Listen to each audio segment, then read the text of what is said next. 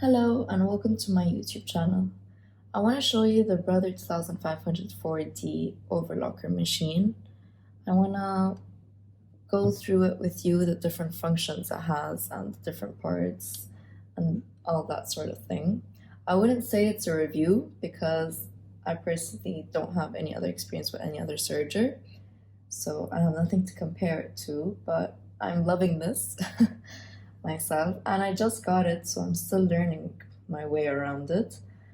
And yeah, personally, when I came to buy a serger, this one in specific, because the shop I wanted only had this one, so I was doing my research on it and I really couldn't find any reviews of it online other than from Brother itself. So I thought I'll come here and show you about it if you are thinking of purchasing serger or this one in specific. Let's start with the parts, the parts that it has.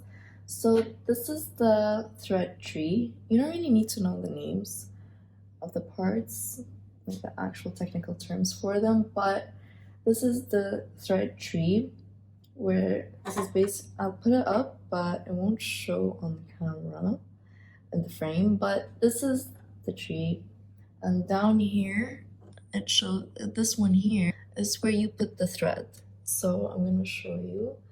This is my thread. I know there's some people who use this triangle big thread, but this will suffice as well on a serger. You don't always need a big one.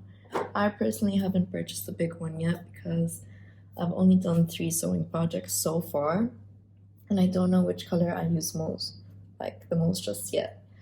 So these work well for me, the small ones. And yeah, basically this is where you put your thread in.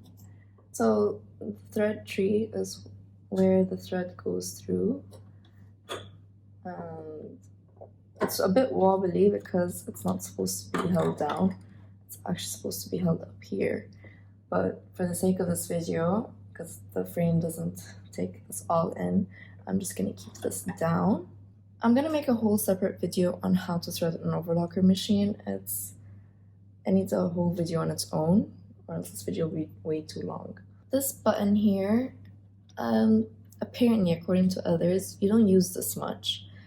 It's not so needed, but this is the pressure foot pressure adjustment screw. So this is the pressure foot, and how strong and tight it holds the fabric under is based on this. And 2 is the average on this machine. I don't know about others. The good thing about an overlocker, I think this goes for all of them, they all have a default on everything. I'll explain what I mean by that later as we go. It's color coded just to help with the threading, because the hardest part of an overlocker is its threading. It's quite complicated. Actually, it's not. It's not complicated. It looks complicated, but once you do it, you just get the hang of it. It's really simple. Especially the fact that it's color coded, it helps a lot. So I'm gonna just go through them with you. This is the blue one is the lower looper thread tension dial. Okay. The green one is the upper looper thread tension dial. The pink one is the right needle thread tension dial, and the yellow one is the left needle thread tension dial. Again, you don't need to know the technical terms, but you do need to know which thread on the fabric, like which thread on the stitch each are, in order to be able to adjust it when need be, okay? But again, that's a whole other video. Let me know if you want me to make a video on that. So when you open it, I forgot to tell you how you just pull it like this. When you open it, it explains all the different steps you need to take in order to thread it. Again, whole other video. Here you have a removable bed for when you want to sew, let's say, a sleeve or something small. It will be easier for the thread to just go in here and around. This will make it much simpler as it goes right around. I am yet to use that function, but hopefully on my next project I'll be sewing sleeves on, so I'll make use of that. Here is the double needle. On an overlocker machine, there are two needles, hence the yellow and the pink. And the pressure footer brings it up and down. So you're given a hexagon screwdriver or screw. But yeah, you're given this inside your overlocker. And basically, this is a hexagon shaped screwdriver or screw, again, I don't know. And this is used for these two screws over here to remove the needles, okay? If you ever want to remove one or change it, because for some different types of overlocking stitches, you need one needle, and for others, you'll need two. This is the pressure footer. This is what moves it. These are the measurements on how much you're removing. Just like a sewing machine has, this determines how much width length you're cutting out of your fabric. This here, this silver one here at the very edge, that's the knife. So anything past this line here is being cut off. I'm just gonna show you one other feature in this part. Okay, so when you turn on the overlocker with the lights, there's a hole that shows here through the lights that helps you see where in the fabric the line is. So like once your fabric is over it, this shadow of a circle will come on your fabric, and that's how you can see that that part is being cut off or not. I'm gonna show you what I mean by that. I'm gonna take this fabric and I'm gonna put it over the line because that's where it's gonna be covering, because that's the blade right there. That one there is the blade. So of course it's gonna cover the fabric, that line there that's indicating, but instead there is that circle that's still showing me that that's where it's going to be cut. So yeah, I find that very useful. And it comes with 4 of these. It's to keep, honestly, I tried a couple of different threads with it and I still haven't figured out what it's really for, but it's said it's used for thread stopping if your thread's like small or something. I don't know, but good luck with that. But there is something else that came with it. I don't know if it's useful, maybe for some people, but it came with these, I don't know what they're called, but it's basically to maintain your thread. Let's say you're outdoors and your threads is like flying around or something. This helps keep it not to fly away, or I don't know, honestly, that's what I've been told, so I don't know if it's useful. Or it's if you're done with your project and you just want to keep the threads and they're clean or something, so you just, I don't know, do what you wish with that. But there's 4 of these as well. And you're also given another pressure footer. This is the only other one you have. This is in order to make that narrow blind hem stitch. I'll explain this in another video if you want to know about it. They also give you needles, 2 different numbers. I am yet to learn about what different needle numbers mean, honestly. So I'll keep you updated if I do learn so myself as well. Now, this is the most useful thing to help you thread this machine. And I'm going to show you why. And you're going to see why yourself as well, because it's pretty small in there. Nothing your fingers can fit in. So that helps you a lot. And lastly, there's this. It's for cleaning. This is to poke out small things, I'm guessing, that are stuck inside. And the side is just a cleaning brush. So those are all the tools. Now I'm going to show you the other functions of this overlocker.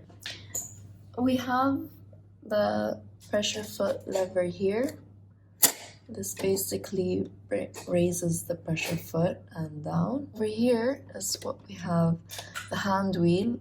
Watch this, goes up and down with that movement. And if you ever want to use the hand wheel, always make sure you're bringing it towards, you're always moving it towards a clockwise motion. And here is the stitch length adjustment dial, which means how much the lengths of the stitches are going to be. So the higher the number, which let's say is 4, the longer the space between each stitch length. And as you can see, the 3 is bolded, which means the 3 is the default. And this is the differential feed ratio adjustment dial, which is what moves, like the feed of the serger, which moves the fabric through the machine. So also this one, the default is 1. And these are to be adjusted depending on how stretchy or lightweight your fabric is or how hard. And all these things matter. The settings of each different fabric and the stitches are in the manual, so don't worry about that. It's always there if you ever forget. And here's the stitch width dial, which is how much the width of the stitches are going to be. Again, 5 is the default. This is a trap box because an overlocker, basically the main function of it is that it cuts fabric for a cleaner finish. So the cut fabric falls into this, and you can just take it out and throw it in the trash. So now to the main part where the threading happens. Here is the color coding and the visual description of how you should go about the threading. These are all to do with threading. So I'm going to explain all of that in my next video. So this in here is the stitch finger, and that should be removed according to what stitches you want. That's there to be able to make the various different kind of stitches. And this one here, this gray one here, is the knife lever. We're not gonna play with that right now. And that's basically it on the inside, on the functions of the inside, other than the threading. And in the front compartment, on the door of it, there are some things here which are meant for keepsaking, okay, which are just meant as a compartment for your tools, so you don't lose them and spread them around. For example, this spot here is meant for your needle box, and for your handy dandy tweezer, there's this place for right here. And this one here is for your hexagon screw. Slide it in and push. And here is for this stitch finger. Once you pull that out, just so you don't lose it, you can put it here. And yeah, that's kind of useful, because whenever you just want to thread, you just come take this out, thread, and put it back in. So that's nice to have. Lastly, of course, there is your foot pedal, which is just, an average foot pedal for your machines. So I hope you found this video useful. I will be posting how to thread your overlocker machine next. And if you guys have any feedback, I would love to hear about it. Or if you have any video suggestions that you want me to make, or any questions, just please let me know. And I'll see you in the next video. Thanks, guys.